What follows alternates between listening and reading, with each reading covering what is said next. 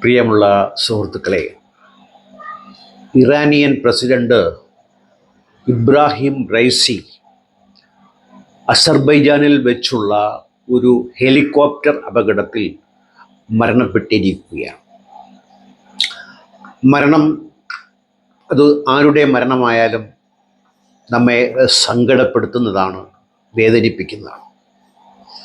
പക്ഷേ മരണം കൊണ്ട് ഒരാൾ സംശുദ്ധനായി മാറില്ല.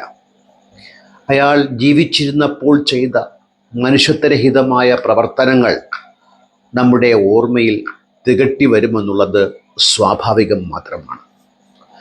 ആരാണ് ഈ ഇബ്രാഹിം റൈസി എന്ന് ചോദിച്ചാൽ, 63 വയസ്സുകാരനായ അദ്ദേഹം ഫോർമർ സെമിനാരിയൻ.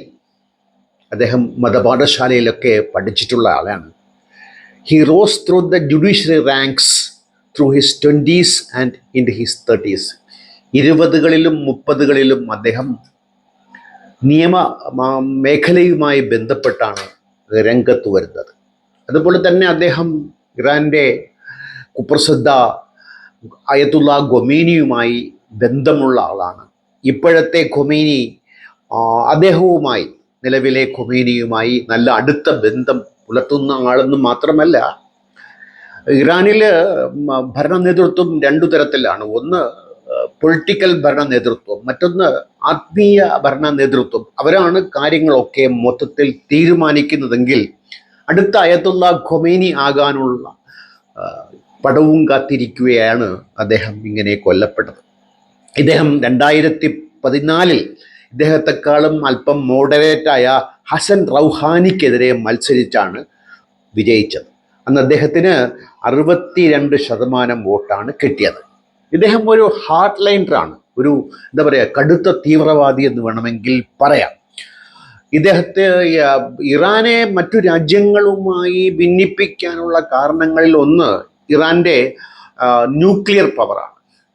ഈ ന്യൂക്ലിയർ പവറുമായി ബന്ധപ്പെട്ട് മറ്റു രാജ്യങ്ങളുമായി കരാറിൽ ഏർപ്പെടുന്നതിനെയും സന്ധി സംഭാഷണങ്ങളിൽ ഏർപ്പെടുന്നതിനെയും അങ്ങേയറ്റം എതിർത്ത ഒരാളാണ് ഈ ഇബ്രാഹിം റൈസി.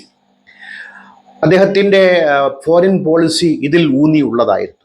ഇതിനേക്കാളൊക്കെ ഉപരിയായി അദ്ദേഹം മെഹ്സ അമീനിയുടെ മരണത്തിൻ്റെ ഉത്തരവാദി കൂടിയാണ്. ഇറാനിലെ സ്ത്രീ സ്വാതന്ത്ര്യത്തിനെതിരെ അങ്ങേയറ്റം പടപൊരുതിയ, ഒരു തരത്തിലും സ്ത്രീക്ക് സ്വാതന്ത്ര്യം നൽകാൻ പാടില്ല എന്ന ഉറച്ച വിശ്വാസത്തിൽ മുന്നോട്ട് പോയ ഒരു കിരാത നേതാവായിരുന്നു റൈസി എന്ന് പറയാതിരിക്കാൻ ഒക്കത്തില്ല. ഗസ്റ്റ് ഇ ഇർഷാദ് എന്ന പേരിൽ അദ്ദേഹത്തിൻ്റെ മിലിറ്ററി പോലീസ്, അവരാണ് കുർദ് വംശജയായ മെഹ്സ അമീനിയെ അവരുടെ തട്ടത്തിൻ്റെ അളവ് പോരാ എന്നതിൻ്റെ പേരിൽ തല്ലിക്കൊന്നത്.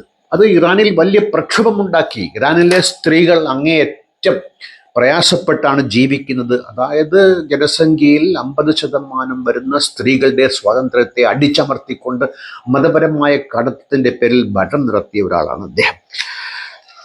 ജിൻ ജിയാൻ ആസാദി, അതായിരുന്നു ഇപ്പോഴത്തെയും അപ്പോഴത്തെയും സ്ത്രീകളുടെ മുദ്രാവാക്യം. Woman, life, freedom. സ്ത്രീകൾ, സ്വാതന്ത്ര്യം, ജീവിതം.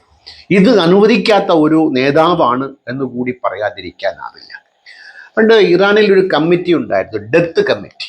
ഇറാൻ ഇറാഖ് വാറിൻ്റെ സമയത്ത് ഈ ഡെത്ത് കമ്മിറ്റിയുടെ ജോലി ഇറാഖിനോട് താല്പര്യമുണ്ട് എന്ന് തോന്നുന്ന രാഷ്ട്രീയ നേതാക്കളെയൊക്കെ പിടിച്ച് അകത്തിടുകയും അവരൊക്കെ കൊന്നൊടുക്കുകയും ചെയ്യുക എന്നുള്ളതാണ് ഈ ഡെത്ത് കമ്മിറ്റിയുടെ ജോലി.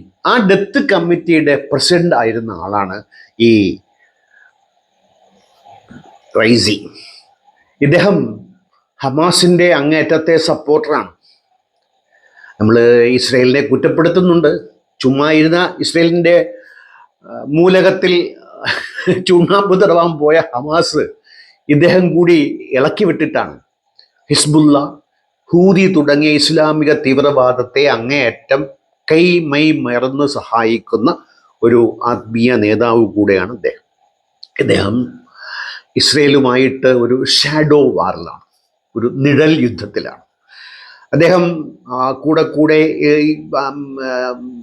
ഇസ്രയേലിനെ പാഠം പഠിപ്പിക്കും എന്നൊക്കെ പറയും. അങ്ങനെ പാഠം പഠിപ്പിക്കാനൊക്കെ ശ്രമിച്ചു. അതിൻ്റെ കഥ വഴിയെ നമുക്കൊന്ന് നോക്കാം. ഇദ്ദേഹം സഞ്ചരിച്ച ഈ ഹെലികോപ്റ്ററെ 1960 കനേഡിയൻ ആർമിക്ക് വേണ്ടി നിർമ്മിക്കപ്പെട്ടതാണ്. നോക്കൂ, 60, പിന്നീട് 40, 24, 84 വർഷം, 64 വർഷം മുമ്പത്തെ, ഇദ്ദേഹത്തിൻ്റെ വയസ്സ് 63. ഇദ്ദേഹം ജനിക്കുന്നതിന് മുമ്പ് നിർമ്മിക്കപ്പെട്ട ഒരു ഹെലികോപ്റ്റർ ആയിരുന്നു. ഈ ന്യൂക്ലിയർ വിഷയവുമായി ബന്ധപ്പെട്ടും മറ്റും ഇവരുടെ ഫോറിൻ പോളിസിയിൽ അമേരിക്ക ഉൾപ്പെടെ സാങ്ഷൻ ഏർപ്പെടുത്തിയിരിക്കുകയാണ്. എൻ്റെ ഓർമ്മ ശരിയാണെങ്കിൽ UN വരെ സാങ്ഷൻ ഏർപ്പെടുത്തിയ ഒരു രാജ്യം. ഇത് കാരണം ഈ എയർക്രാഫ്റ്റുകൾ പരിഷ്കരിക്കാനും കാലാകാലങ്ങളിൽ മെയിൻറ്റെയിൻ ചെയ്യാനും ഒക്കാത്തത് കൊണ്ടാണ് ഈ അപകടം സംഭവിച്ചു എന്ന് ഒരു റിപ്പോർട്ട് വളരെ വ്യാപകമായി തന്നെ ചെയ്യപ്പെടുന്നു. പിന്നെ ഇദ്ദേഹത്തിൻ്റെ മരണത്തിൽ ഒരുപാട് പേര് ഞെട്ടിയത് മോദി ഞെട്ടിയത് കൊണ്ടാണ്. അദ്ദേഹം ഇന്ന് ഞെട്ടി നാളെ 21-ാം തീയതി നമ്മൾ ഔദ്യോഗിക ദുഃഖാചരണം നടത്തുകയാണ്. ദുഃഖാചരണം. നാളെ ആരും ഒന്നും കഴിക്കരുത് കേട്ടോ. ദുഃഖാചരണമാണ്, മോദിയുടെ ദുഃഖാചരണമാണ് എന്നുള്ള കാര്യത്തിൽ രസാവഹമായ മറ്റൊരു കാര്യം അറിയാവോ?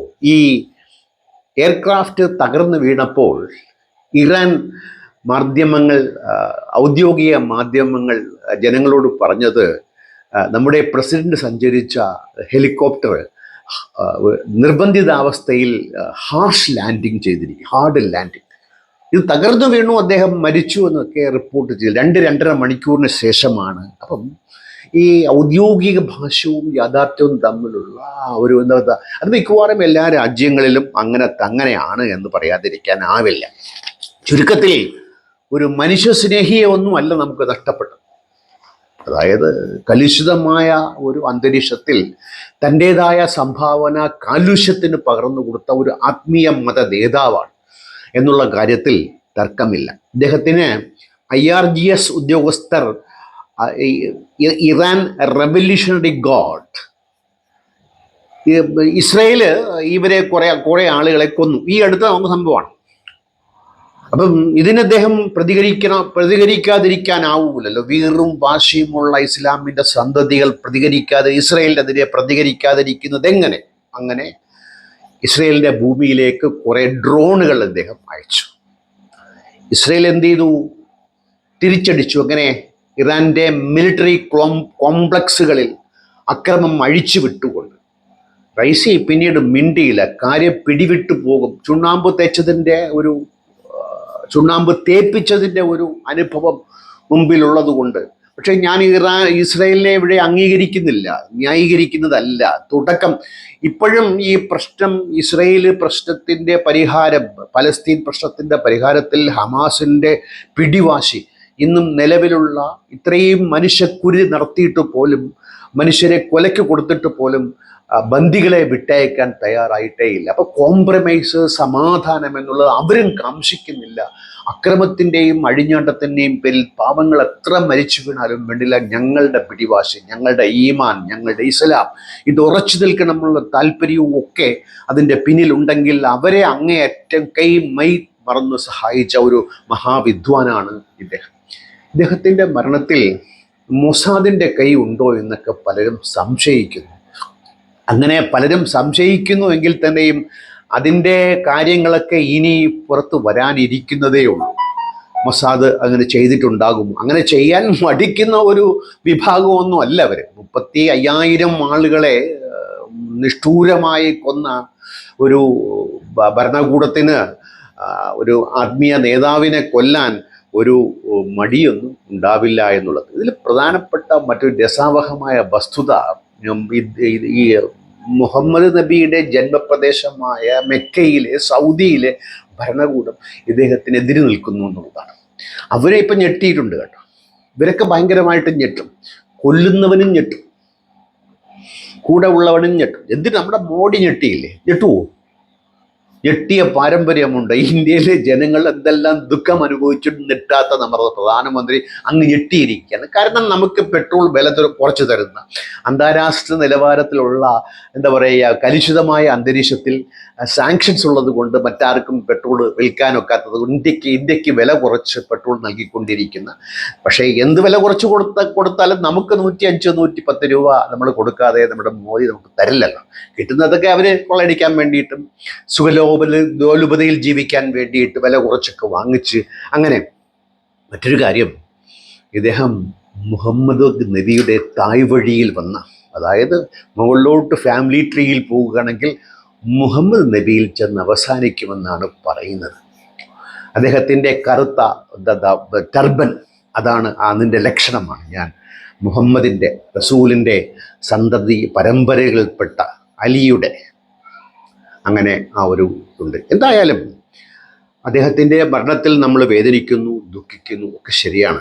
പക്ഷേ അദ്ദേഹം ജീവിച്ചിരിക്കുമ്പോൾ കാണിച്ച മാനവവിരുദ്ധമായ, അതും പ്രത്യേകിച്ച് ഒരു കിരാത മതത്തിൻ്റെ പേരിൽ അതിൽ പ്രത്യേകം ഒരു സെക്റ്റായിട്ട് നിന്നിട്ട് പോലും അദ്ദേഹം കാണിച്ച, പ്രത്യേകിച്ച് നമ്മൾ ഇന്ന് ആധുനിക സമൂഹം ഏറ്റവും ഉച്ചത്തിൽ ശബ്ദിക്കുന്ന സ്ത്രീ സ്വാതന്ത്ര്യത്തിനെതിരെ ഒരു യുവതിയുടെ തലയിലെ തുടി അല്പം മാറിപ്പോയി എന്നതിൻ്റെ പേരിൽ ഇദ്ദേഹത്തിൻ്റെ എന്താ പറയുക, ഗസ്റ്റ് ഇ ഇർഷാദ്, തല്ലിക്കൊന്ന മെഹ്സ അമീനി, ഈ പേര് കേൾക്കുമ്പോൾ നമുക്ക് ഈ ഇബ്രാഹിം റൈസിയെ ഓർമ്മിക്കാതിരിക്കാൻ ഒക്കത്തില്ല.